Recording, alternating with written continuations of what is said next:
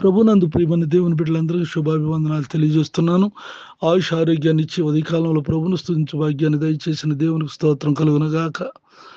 మీరు బలవంతులు, దేవుని వాక్యం మీ యందు నిలిచి ఉన్నది.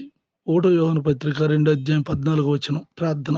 కృపగలిగిన మా తండ్రి, దయగలిగిన ప్రభా, నీకు వందనాలు చెల్లిస్తున్నాను. నీ కృపలో వీరిని వర్ధలు చేయండి తండ్రి. దేవా, నీ వాక్యంలో నిలిచి ఉండువారుగా చేయండి. రక్షణ లేని వారికి రక్షణ దయచేయండి. నిత్యశివానికి వారసులుగా చేయండి.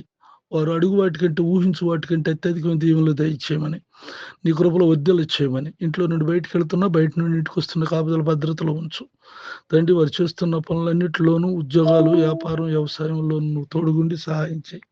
కృపతో నింపి కాపాడు, మేలు చేయమని యేసునామములో ప్రార్థిస్తున్నాను తండ్రి. సంతానం లేని వారికి సంతానం దయచేయండి. అనారోగ్యంలో ఉన్న వారికి ఆరోగ్యం దయచేయండి. అత్యధిక దీవులతో నిమ్మని యేసునామములో ప్రార్థిస్తున్నాను తండ్రి. ఆమెన్.